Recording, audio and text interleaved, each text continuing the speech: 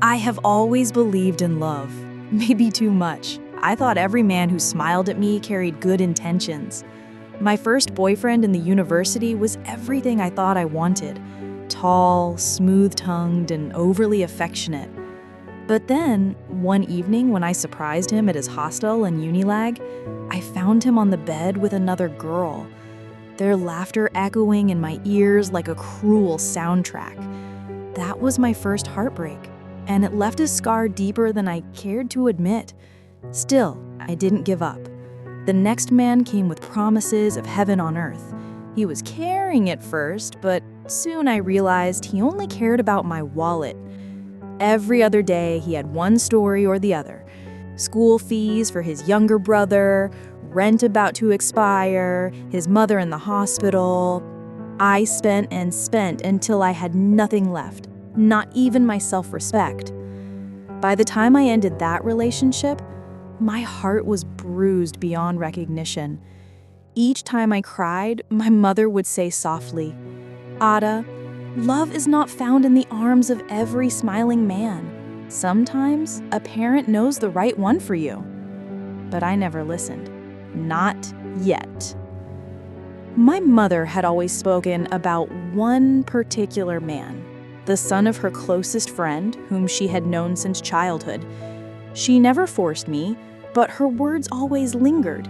"If only you will meet him, you'll see what I see." But I always waved her off. How could I let my mother choose a man for me in this generation of independence and freedom? I told myself I was in control, that I knew what was best for me. Yet, each failed relationship dragged me deeper into loneliness, into self-doubt. I remember one night after my third breakup, I sat in the living room, hugging my pillow, while my mother gently rubbed my back. She whispered, "My daughter, sometimes what you are searching for in the market is resting right inside your father's compound." I knew what she meant, but my pride wouldn't let me agree. Deep down, though, I was tired. Tired of broken promises, tired of giving my all to men who didn't deserve a piece of me, tired of wondering if love was truly meant for me. But little did I know, Mama's suggestion was about to change my life. It was the last heartbreak that broke me completely. His name was Amika, and he seemed different at first. He was consistent, present, and intentional, or so I thought.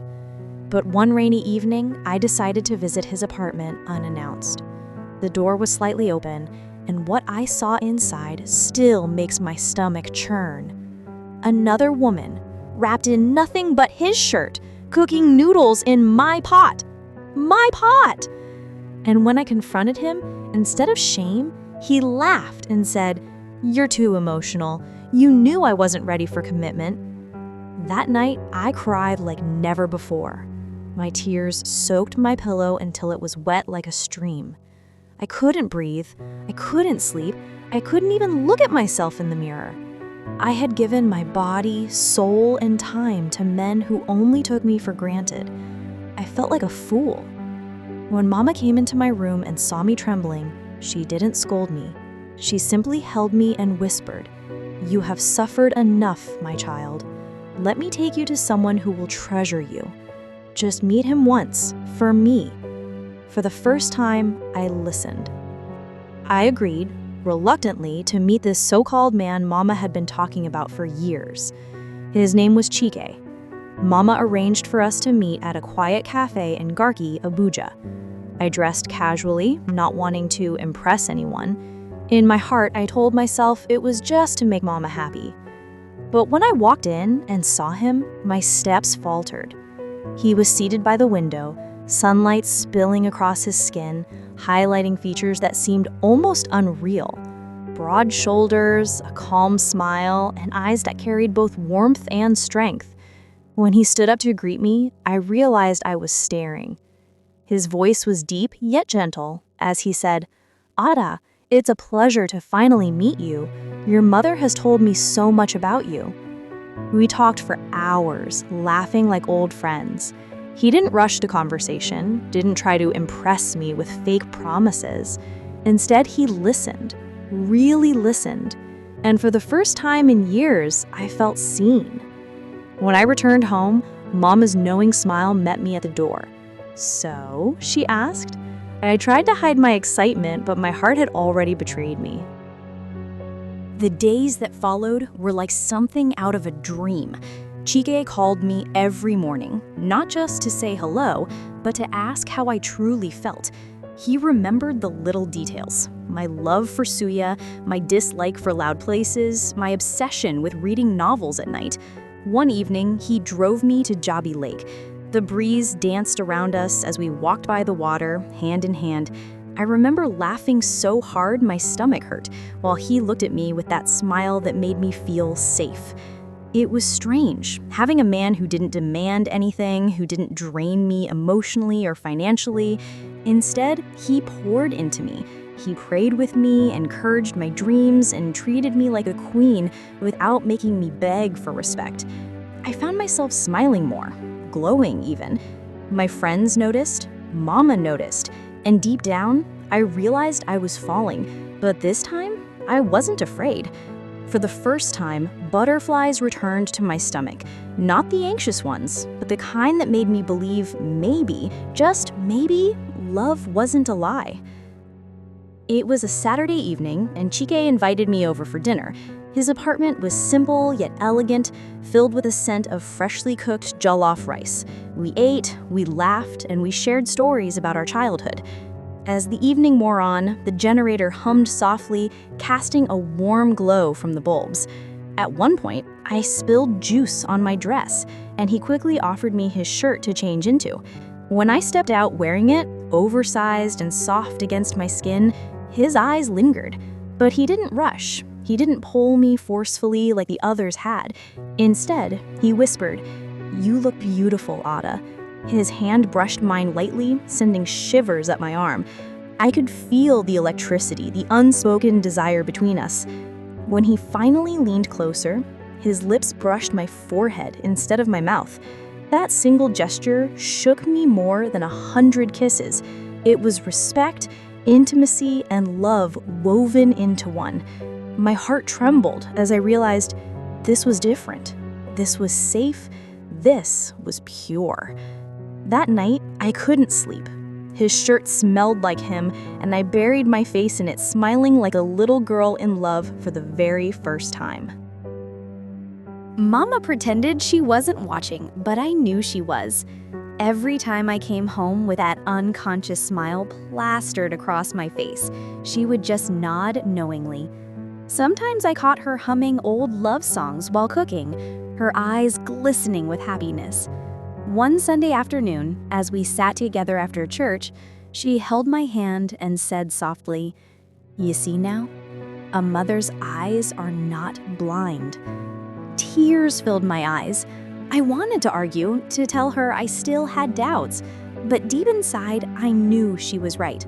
For the first time in my life, I was with a man who didn't reduce me to tears, and it was Mama who led me there. That day, I hugged her tightly, whispering, "Thank you, Mama. You saved me from myself."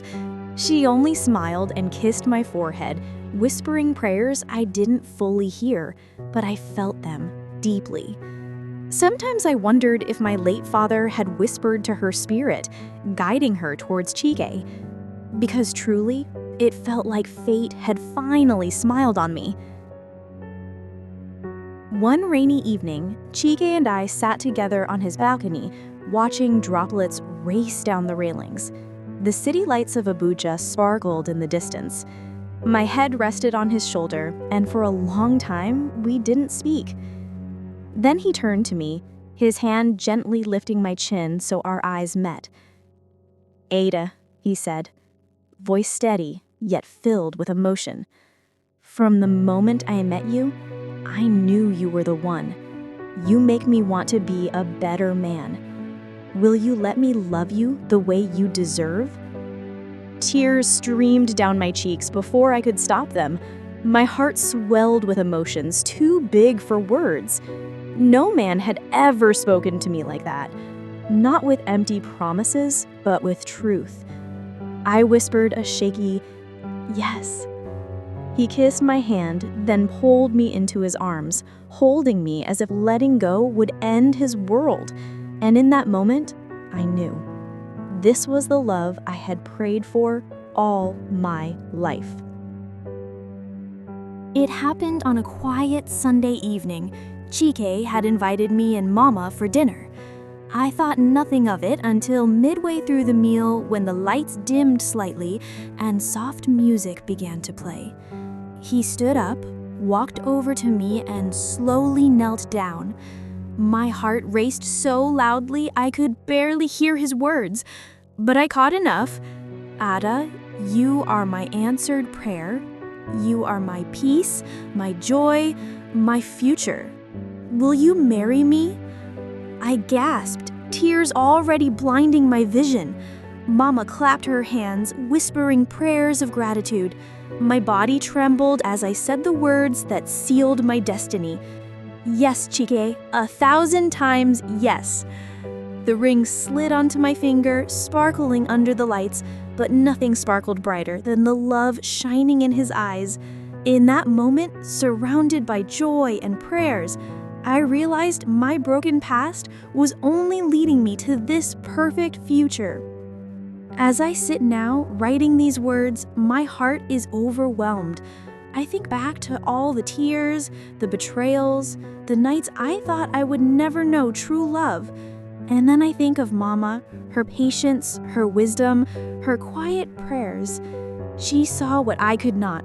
She knew that sometimes love is not found by chasing after it, but by trusting the ones who truly want the best for us. Chike is my everything now, my laughter in the morning, my comfort at night, my safe place in a world that once broke me. And every day I thank God for him and for my mother who believed when I no longer could. I finally understand. Sometimes parents do know best. Sometimes their eyes see further than our own.